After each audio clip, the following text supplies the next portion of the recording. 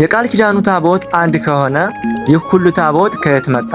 ሁለተኛ ታቦት በማርያምና በሌሎች ቅዱሳን ስም ለምን ይሰየማል? ጸጋና ሰላም ይብዛላችሁ ክርስቲያኖች። ይህ ድምጽ ከደረሳችሁ ሪፖርት የሚያደርጉ ወገኖች ስላሉ ምናልባት ካላወረዱት ማለት ነው ለሁሉም ሰው ሼር ኮፕሊንግ እያደረጋችሁ አድርሱ፣ ለሁሉም ሰው መልስ እንዲሆን ማለት ነው። ጥያቄው የመጣው ከፕሮቴስታንት ወገኖች ይመስላል። ምክንያቱም ይህ ሁሉ እንጨት እና በሌሎች ሰዎች ስም ለምን ታቦት ይቀርጻል ብሎ ነው ጥያቄ የጠየቀው። እና ጥያቄ ስትጠይቁ አስተካክላችሁ ስርዓት ባለው መንገድ ብትጠይቁ ለእናንተም መልካም ይሆናል ለማለት ነው። እሺ ወደ መጀመሪያው ጥያቄ ስንሄድ የቃል ኪዳኑ ታቦት አንድ ከሆነ ይህ ሁሉ ታቦት ከየት መጣ የሚለው ነው። አጭር ምሳሌ ልስጣችሁ። መጽሐፍ ቅዱስ አንድ ነው፣ ግን እንዴት በዛ ሁሉ መጽሐፍ ቅዱስ በዓለም ላይ? መጽሐፍ ቅዱስ አንድ ነው። በቃ መልሱ እዚሁ ላይ አለ። ሰዎች በዙና መጽሐፍ ቅዱሱ በዛ። የመጀመሪያው ማለት ነው። የብሉይ ኪዳኑ ታቦት ላይ 10ቱ ቃላት 10ቱ ትእዛዛት የተጻፈበት ነው ጽላቱ። በአዲስ ኪዳን ደግሞ አልፋና ኦሜጋ ኢየሱስ ክርስቶስ የሚል ነው የተጻፈበት ማለት ነው። ስለዚህ ታቦት የእግዚአብሔር ማደሪያ፣ በቃ ሌላ እኮ ምንም ነገር የለው። አሁን ጠያቂው የተሳደበ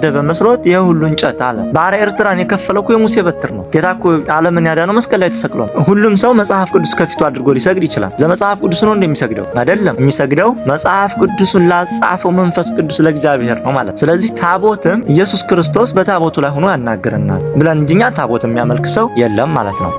ስለዚህ የአዲስ ኪዳኑ ታቦት ላይ አልፋና ኦሜጋ ኢየሱስ ክርስቶስ የሚል ጽሑፍ ነው የተጻፈበት። በዛ ላይ የበጉ ስጋና ደም ይፈተትበታል። የበጉ የኢየሱስ ክርስቶስ ስጋና ደም ቅዱስ ስጋው ክቡር ደሙ ይፈተትበታል ማለት ነው። ስለዚህ መጽሐፍ ቅዱስ አንድ ሆኖ ሳለ ግን ለአገልግሎት እንዲመች በዓለም ላይ እንደዚህ ሁሉ እንደበዛ ታቦትም ሰዎች በዙና አገልግሎት በዛና በየአቅራቢያው ባለው ደብር ሁሉ ታቦት ይቀረጻል ማለት ነው። ወደ ሁለተኛው ስንሄድ በቅዱሳን ስም ለምን ይሰየማል የሚለው ነው። የቅድስት ድንግል ማርያም ታቦት፣ የተክለ ሃይማኖት ታቦት፣ የቅዱስ ጊዮርጊስ ታቦት እየተባለ ለምን ይሰየማል ነው። በቅዱሳን ስም ለምን ይሰየማል፣ በቅዱሳን ስም ለምን ይቀረጻል የሚለው ነው።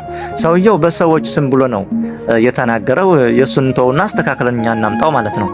ይህንንም ያዘዘው እግዚአብሔር ነው። በትንቢተ ኢሳይያስ ምዕራፍ 56 ከቁጥር 4 ጀምሮ እንዲህ ተብሎ ተጽፏል። እግዚአብሔር እንዲህ ይላል፣ ሰንበቴን ስለሚጠብቁ ደስ የሚያሰኘኝንም ነገር ስለሚመርጡ ቃል ኪዳኔንም ስለሚይዙ ጃንደረባዎች እንዲህ ይላልና በቤቴና በቅጥሬ ውስጥ ከወንዶችና ከሴቶች ልጆች ይልቅ የሚበልጥ መታሰቢያና ስም እሰጣቸዋለሁ፣ የማይጠፋም የዘላለም ስም እሰጣቸዋለሁ ይላል። ስለ ስሜ ራሳቸውን ጃንደረባ ያደረጉ ስለኔ አስተውሉ። ምንድነው የሚለው? ሰንበቴን ስለሚጠብቁ ደስ የሚያሰኘኝንም ነገር ስለሚመርጡ ቃል ኪዳኔንም ስለሚይዙ ነው እያለ ያለው ማለት። የማይጠፋ የዘላለም ስም እሰጣቸዋለሁ። እንደነ ቅዱስ እስጢፋኖስ ለክርስቶስ ሲል በድንጋይ ተወግሮ መገደል፣ እንደነ ቶማስ ዘመርዓስ ለጌታችን ለኢየሱስ ክርስቶስ ፍቅር ሲሉ በሰይፍ እጅ እግራቸውን የሚቆራረጡ፣ እንደ ቅዱስ ጊዮርጊስ በመንኮራኩር የሚፈጩ፣ እነዚህ በቤቴና በቅጥሬ የማይጠፋ ስም እሰጣቸዋለሁ እያለ ነው እግዚአብሔር ማለት። ለእግዚአብሔር ብለው አንገታቸውን በሰይፍ የተቀሉ፣ ልክ እንደ ሐዋርያት እንደ ቅዱስ ጴጥሮስ